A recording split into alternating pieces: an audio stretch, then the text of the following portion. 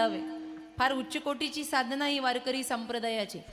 भजन करायला सगळे करतील, परमार्थ करायला करतील, वाचन करतील, लिखाण करतील, हे सगळं करतील बाबा. आम्ही परमार्थिक आहोत. पण परमार्थ एका ठाई शून्य होऊन जातो कधी, ज्या वेळेला भक्ताला अभिमान होतो. म्हणून महाराजांचं एका ठिकाणी म्हणणं आहे, अहंकाराचा वारा न लागो तुका मने घाली नरकी अभिमान. या अर्थाने नरकाचं दर्शन आहे. 28 प्रकारचे नरक सांगितलेत ना श्रीमद भागवत महापुराणामध्ये. पाप केलं काय ना अभिमान केला काय. अरे अभिमान कसला, हा देह दिला म्हणूनच आहे ना. ताठा कसला जीवनामध्ये, कसला अभिमान, एवढ्या वाऱ्या केल्या. एक गोष्ट लक्षात ठेवा, अवगुण सांगा, गुण सांगू नका. ही जगाची साधना आहे. माणसांनी आपले अवगुण सांगायचं. मला कधी कधी खोटं बोलायची सवय बर का, कधी कधी मला तंबाखू खायची सवय, सांगायचं. कधी कधी कीर्तनात बसलं की मन करतं, सगळे बसलेत आता पटकन उचल चप्पल, सांगायचं. मला कधी कधी चपला चोरायची सवय. अरे अवगुण सांगा, गुण सांगू नका. गुण हे लपले पाहिजेत. बरं, गुणांचं वर्णन आपण नाही करावं, जगानं करावं. पण गुणांचं वर्णन आपण करतोय म्हणून आपणच आपली टिमकी वाजवतोय. संतांना हे आवडत नाही. जगानं जगद्गुरु म्हटलंय, निळोबराय जगद्गुरु म्हणताय, तुकोबराय कधी म्हणले नाही. लाह्यासारख्या वह्या तरल्या म्हणा मला गुरु. असं झालं का कधी? आता तर गुरु म्हणून घेणारे किती आहेत. गुरु म्हणून घेतायत आणि गुरु गुरु फिरतायत. त्यांचाच मेळ त्यांना जमना, त्यांचंच गणित त्यांना सुटना. तेच पतनाकडे चाललेत. कारण का, परमार्थ राहिला एका बाजूला आणि अहंकारानेच मनाची व्याप्ती झाली. देवाला घर रिकाम पाहिजे, रिकाम. भरलेलं घर देवाला आवडत नाही. गवळण म्हणते, हरी या माझे मंदिरी, नाही कोणी दुसरे घरी. काम, क्रोध, लोभ, मद, मत्सर, अहंकार सगळं गेलं बाबा. ते नवरात्रामध्ये आपण रोडगा हे प्रकरण गातो की नाही, त्याच्यामध्ये वर्णन आलंय बघा. सत्वर पावगे मला भवानी, सत्वर पावगे मला भवानी आई रोडगा वाहिन तुला. सत्वर पावगे मला भवानी आई रोडगा वाहिन तुला. सत्वर पावगे मला भवानी आई रोडगा वाहिन तुला. सत्वर पावगे मला भवानी आई रोडगा वाहिन तुला. रोडगा वाहिन तुला भवानी आई रोडगा वाहिन तुला. रोडगा वाहिन तुला भवानी आई रोडगा वाहिन तुला. सत्वर पावगे मला भवानी आई रोडगा वाहिन तुला. सत्वर पावगे मला भवानी आई रोडगा वाहिन तुला. सत्वर पावगे मला भवानी आई रोडगा वाहिन तुला. सत्वर पावगे मला भवानी आई रोडगा वाहिन तुला.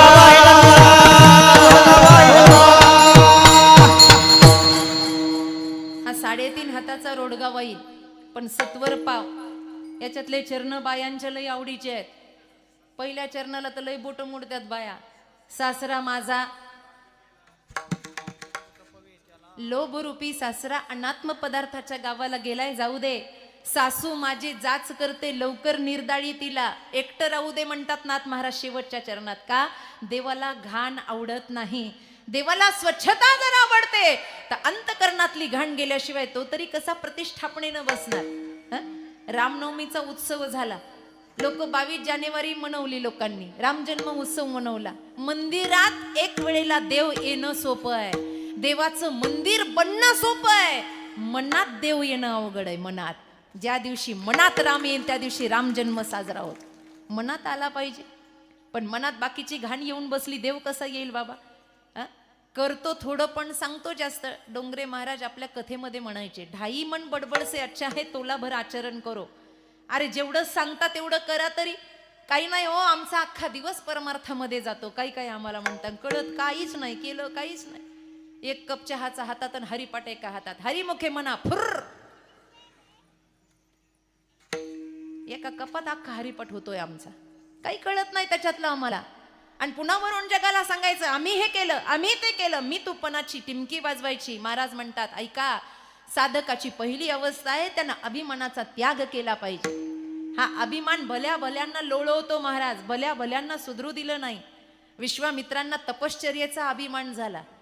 आणि तपश्चर्येचा अभिमान झाल्यावर त्यांनी संकल्प केला, अरे आपल्याकडे एवढं आहे म्हणे, मी काय म्हणे प्रति ब्रह्मदेव होऊ शकतो. पहिल्यापासून प्रति व्हायची लयच हौस आहे लोकांना. जे असावं ते ओरिजिनल असावं, प्रति कधी होऊ नये माणसाने. आमचे तरी काही काही प्रति झालेत, प्रति कधी होऊ नये माणसाने, ओरिजिनल असावं. काय म्हणायचं तुम्हाला? ओरिजिनल असावं. विश्वामित्र म्हणले प्रति ब्रह्मा आहे म्हणले, मी संकल्प केला ना मी सुद्धा सृष्टी निर्माण करू शकतो. देव म्हणला कर. बसले. अभिमान मनामध्ये भरलेला होता. काही नाही, गोळा घेतला आणि गोळ्याचा आकार दिला, चिखलाचा असा गोळा गेला. पंचीकृत पंचतत्वाचा देह बनवायचा आहे ना, मग मातीचा गोळा घेतला आणि बस आता त्याला डोळ्याचा आकार द्यायचा आहे म्हणून 2 गोल केले, नाकाचा आकार द्यायचा आहे म्हणून नाकाच्या ठिकाणी गोल केलं आणि बाकीचं आता करायचंय. आली ना महाराज, रंभा आलीच की नाही, धड भरली विश्वामित्रा, रंभेसाठी झाला कुत्रा. आली महाराज अप्सरा, पतन झालं की नाही, तिच्या मागे पळावं लागलं की नाही, का अभिमानानं सगळं पतन झालं महाराज. मग परत रडत बसले. देवा म्हणे माझ्या हातून हे काय झालं? भगवंत म्हणले ही तुझी परीक्षा होती, पण तू परीक्षेत नापास झाला, तपश्चर्येनंतर तुला त्या ठिकाणी अभिमान आला म्हणे. बस आता काही होत नाही. भगवंताला प्रार्थना केली. अहो म्हणे आता हा गोळा तयार केला, हा वाया तरी जाऊ देऊ नका म्हणे, माझ्या अभिमानाची का होईना आठवण राहू द्या. भगवंताने सांगितलं ठीक आहे, या गोळ्याला कलियुगामध्ये जास्त महत्व राहील. कुठंही उद्घाटन असेल तर तुझाच गोळा वापरला जाईल. मार्गशीर्ष महिन्याचा उपवास असले तरी तुझ्याच गोळ्याचा घट मांडला जाईल. कीर्तनकार गावात आला की त्याच्या महत्वाच्या पाकिटासंग तुझाच गोळा दिला जाईल. काय नाव आहे त्याचं? श्रीफळ. तुम्ही अजूनही नारळ सोडल्यावर बघाल 3 छिद्र आहेत त्याला. विश्वामित्र कृत झालेला हा अर्धवट गोळा, त्याला कलियुगामध्ये नारळाला श्रीफळ हा शब्द वापरला. सगळं ऐश्वर्य भक्तीचं, पण फक्त पतन झालं ते फक्त अभिमानामुळे. भगवंताने बघितलं सगळी द्वारका सुसज्ज आहे, सगळे कृष्ण प्रेमामध्ये रंगले आहेत, पण एक जण असा आहे की त्याला ज्ञानाच्या पाठीमागे अभिमान झाला आहे.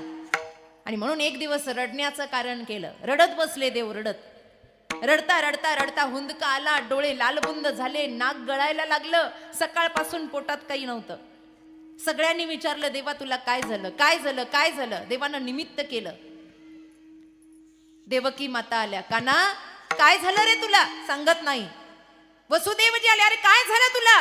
नाही सांगत.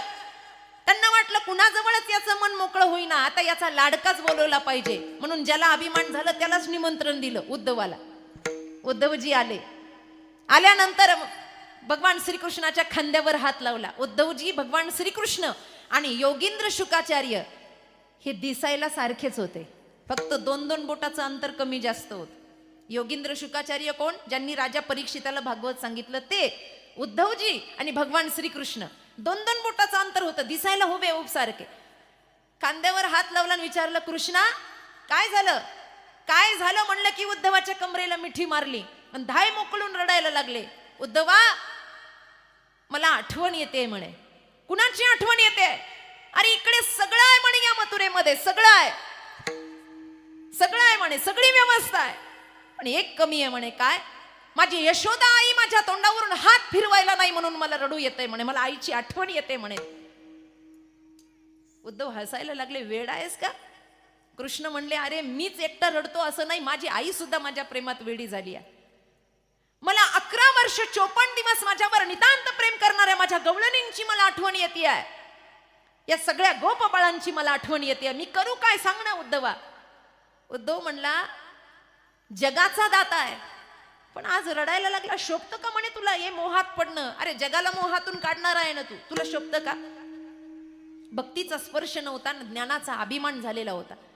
भगवंताच्या या सगळ्या लीला भक्तांची अभिमान घालवण्यासाठी, बाकी काही नाही. मर्मर आहे देवाची, त्याला आवडत नाही भक्ताला अभिमान झालेला. त्याग करा म्हणतो तो, सहज होत नाही, काहीतरी कृती करावी लागते. जरासं लक्षपूर्वक ऐका, या सप्ताहाचं प्रयोजनच हे आहे. उद्धवजी म्हणले काय करू तुझ्यासाठी सांग. मित्र आहे ना, जीवस्य कंठस्य, काय करू तुझ्यासाठी? काही नाही म्हणे, रथ काढ, सगळ्यांना भेटायला जा. माझी जशी अवस्था आहे ना तशीच त्यांची अवस्था आहे, ते वेडे झाले म्हणे. भगवंतानं विचार केला, एवढा अभिमानी पंडित झाला, याला भक्तीचा लवलेश नाही ना. हा म्हणतो मी परमार्थिक आहे. नीट ऐका बरं का, नीट ऐका. रथ घेतला भगवंताचा, दिसायला सारखे. रथ घेऊन दुडू दुडू दुडू दुडू रथ धावला गोकुळाच्या दिशेने. गेलेत महाराज. आता नंदवाडा कुठे आहे? कुठे आहे? 9 लाख गाई आणि 84 चौकाचा तो गोकुळाचा वाडा आहे, नंदवाडा. कुणाला विचारावा तरी विचारलं एखाद्या त्या वाटसरूला, रुको भैया, नंद बाबा का घर कहाँ है? त्यानं कुतूहलानं पाहिलंय, दिसतंय कृष्णासारखं, पण हा कृष्ण नाही आहे, कारण याच्या डोक्यावर मोराचा मुकुट नाही आहे. हा दिसतो पण कृष्ण नाही. कृष्ण असता तर त्याला काय ओळख नसती का या जमिनीवरची? तो काय एवढा शहाणा झालाय का? त्या बोळ्या बाबड्यानं सांगितलं, कोण आहे रे तू? आणि तुला नंदवाडा माहिती नाही? तुला नंदाचं घर माहिती नाही? यशोदेचं घर माहिती नाही? जरा रथाच्या मागे वळून बघ म्हणे, रथाच्या मागे. तुम्हाला पटेल न पटेल, मला घेणं देणं नाही. शास्त्रात असंच वर्णन आलं, रथाच्या मागे वळून बघ म्हणे. काय? की नदी जी वाहते ना, नदी, ती यमुना नव्हती बरं, ती दुसरी एक नदी होती. ही नदी जी वाहते ना, ही नदी जिथे सुरू होते तिथं नंदवाडा आहे. या उद्धवाने विचारलं, अरे यमुना जी का तो मैंने दर्शन कर लिया? अरे बोले पागल, वो यमुना नहीं, ये दूसरी नदी है. बोले कौन सी? हे यशोदा आईच्या डोळ्यातलं वाहलेलं पाणी आहे, जे नदीच्या रूपात परिवर्तित झालं. एवढी ती वेडी झाली आहे कृष्ण प्रेमामध्ये. उद्धवाला नवल वाटलं, महाराज, या आईच्या डोळ्यातल्या पाण्याची नदी तयार होते, आईचं प्रेम कसं असेल? थोडासा धक्का बसला, पण अभिमान गेला नव्हता. नंदवाडा आला आणि रथावरून खाली उतरले. नंदवाड्याच्या उंबरठ्यावर उभा राहिले आणि आवाज दिला, मा ओरी जशोदा मैया, कहा हो? ओ मैया, मैं उद्धव, कृष्ण का मित्र आया हूं. कृष्णाचा मित्र आहे, आलोय मी आई, निरोप घेऊन तुला बघायला आलोय. थोडा वेळ थांबला, धीर गंभीर शांतता, पण काही क्षणातच भिर्र अशी काठी फेकून मारली आतून. बाजूला सरकले, अंगावर आली असती, कानात जवळून काठी गेली. आणि मग अतिशय वाकलेली एक म्हाताऱ्या अवस्थेतली यशोदा राणी अशी वाकत वाकत पुढे आली आणि म्हणते कसे, ए वेड्या, आई बापानं रीत भात शिकवली नाही का? अरे एवढ्या मोठ्यानं आरडतो का? पाळण्यात झोपलेला माझा कृष्ण उठेल रे, त्याला आताच दूध पाजून मी झोपी घातलंय. आता मात्र पायातली ताकद गेली उद्धवाच्या.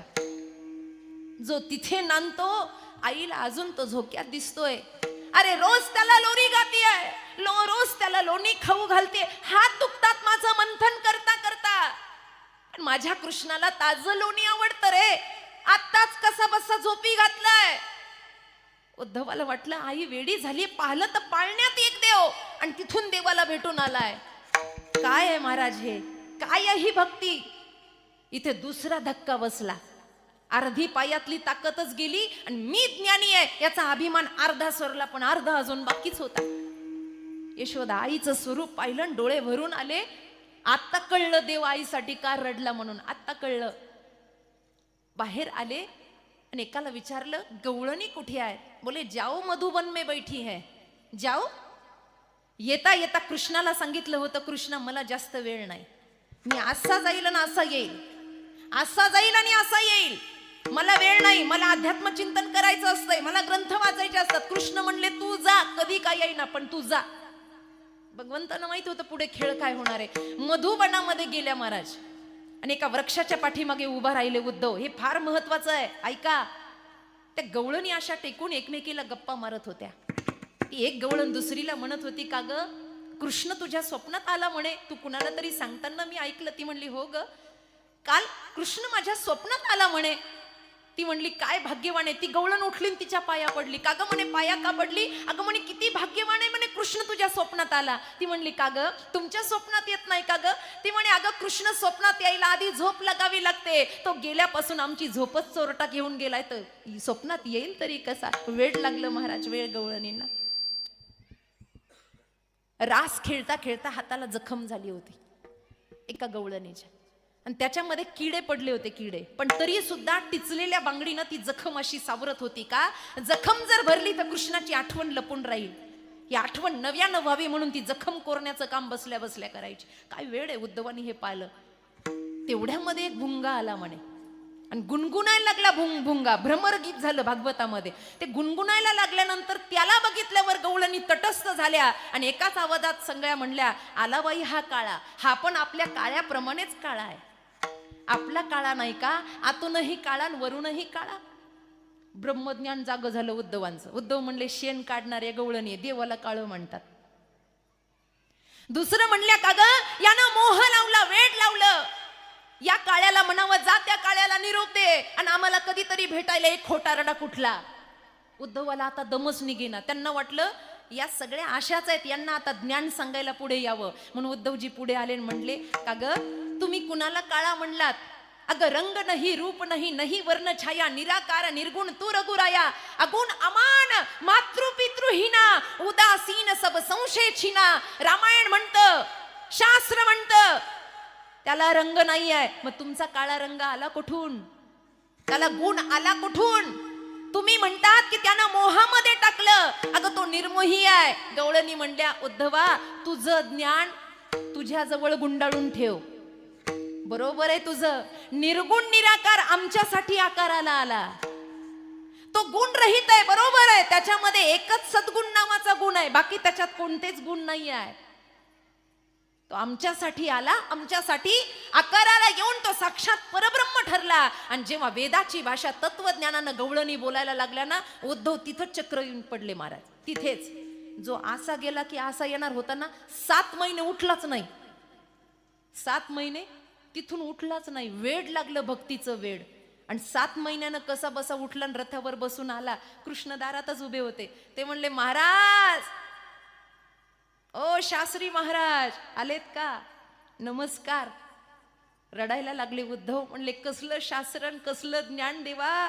अरे भक्तीनं वेड केलं मला, भक्तीनं वेड केलं. ज्या दिवशी अभिमान जातो ना, त्या दिवशी राहत फक्त परब्रह्म, अभंगाचं दुसरं चरण. मग जैसा वा. तैसा राहे, क्या बात. मग जैसा तैसा राहे, मग जैसा तैसा राहे, मग जैसा तैसा राहे, मग जैसा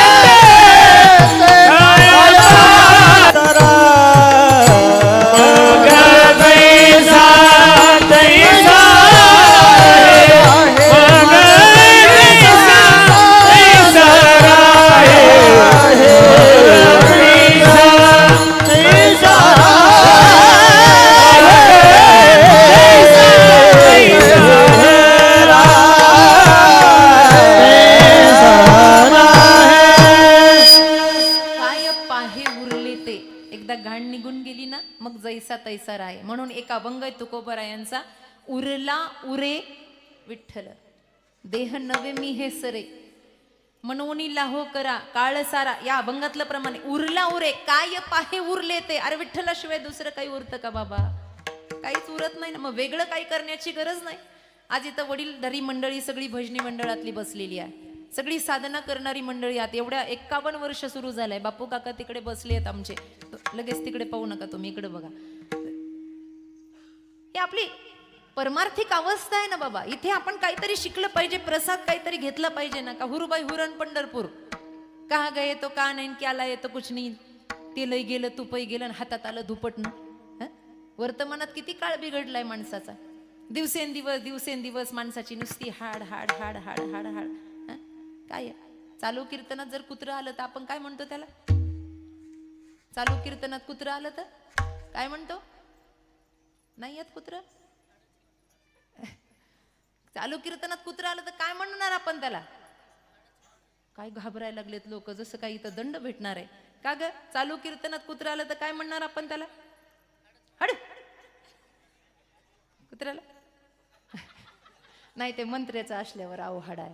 अहो हाडा नंतर आपलं साधं कुत्रं आलं तर हाड म्हणून त्याला अहो हाडा. हाड हाड म्हणतो की नाही? कुत्र्याला काय लागतं? कुत्र्याला कुत्र्याला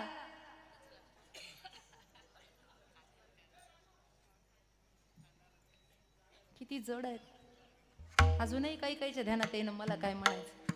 सुट्टी घेऊन पिशवी घेऊन जाते हाड आणायसाठी, रांगेत उभा राहतय. कोण?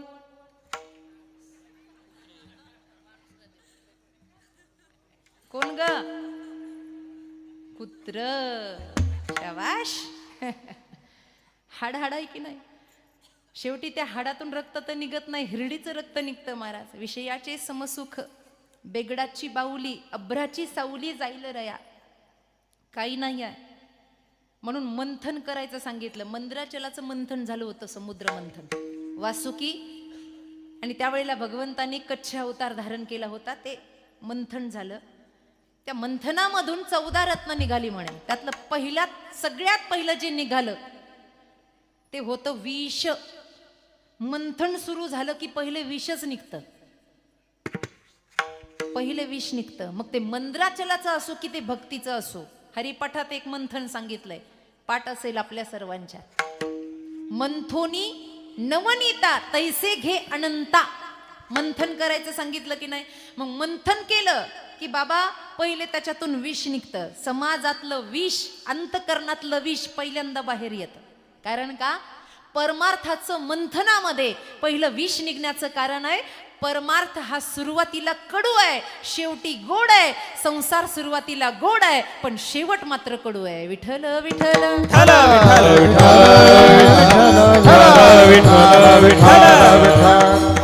संसाराची सुरुवात किती गोड आहे, वेगळं काही सांगायला नको. सुरुवातीला सगळे साधू बसले होते माझ्या समोर. संसाराची सुरुवात किती गोड आहे, किती गोड आहे. आता नवीन जमणाऱ्याला विचारा किती गोड आहे, मोबाईलच खाली ठेवीत नाही.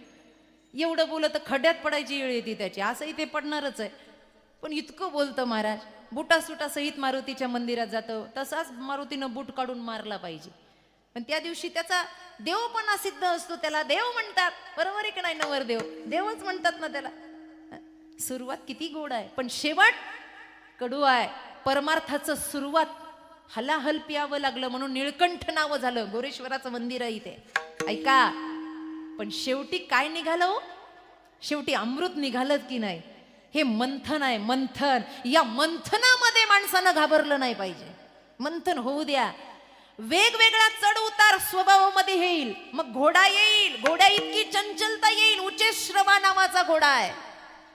ऐरावतासारखं मोठं पण भेटेल. मग लोक म्हणतील, वा महाराज काय बोलता, वा महाराज तुमचा आवाज ऐकायसाठी 5 किलोमीटर वरून लोक आले आहेत. ऐरावतासारखा मोठेपणा भेटल, लक्ष्मी सारखं ऐश्वर्य भेटेल, सगळं भेटेल. हो सगळं भेटेल. पण जो थांबला नाही त्याच्याच जीवनाचं अमृत होईल. हे मंथन आहे महाराज.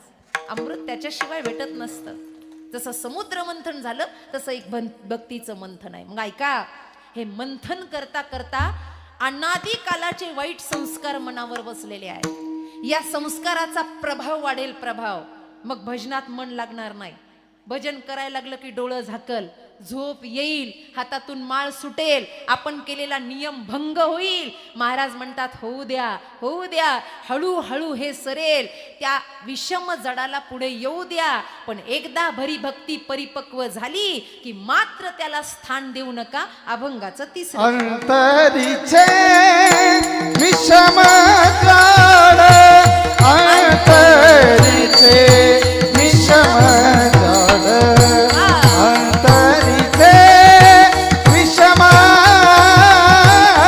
जाळ, अंतरीचे विषम जाळ, अंतरीचे विषम जाळ, अंतरीचे विषम जाळ, अंतरीचे विषम जाळ, अंतरीचे विषम जाळ.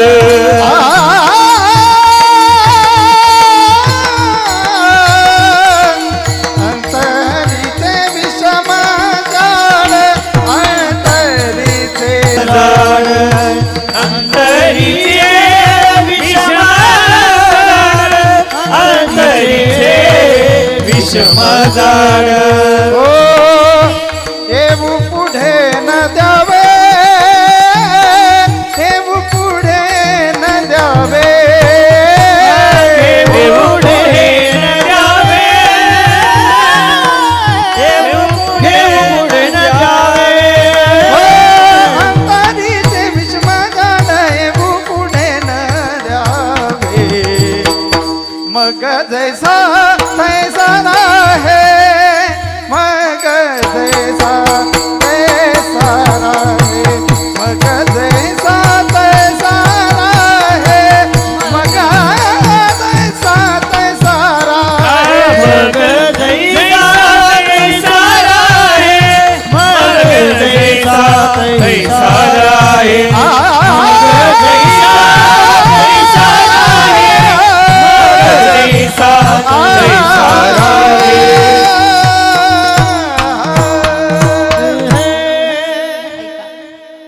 अंतरीचे विषम जाड, मनातलं कपट पुढे येऊ देऊ नका. एक गोष्ट लक्षात ठेवा, कितीही कपट केलं तर जगापासून लपेल, देवापासून लपणार नाही. आम्ही नेहमी गंग नावाच्या कवीची कविता म्हणत असतो.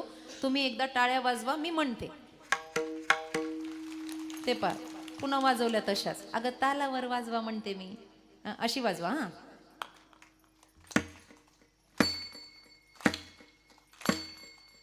जोरात. तारों के तेज में चांद छुपे नहीं, सूर्य छुपे नहीं, बादल छायो, रीड पड़े रजपूत छुपे नहीं, दाता छुपे नहीं, मांगने आयो. तारों के तेज में चांद छुपे नहीं, सूर्य छुपे नहीं, बादल छायो, रीड पड़े रजपूत छुपे नहीं, दाता छुपे नहीं, मांगने आयो. चंचल नारी के नैन छुपे नहीं, पीत छुपे नहीं, पीठ दिखायो. कवि गंगा कहे सुन शाह अकबर, कर्म छुपे ना बबूत लगायो, कर्म छुपे ना बबूत लगायो, कर्म छुपे ना बबूत लगायो.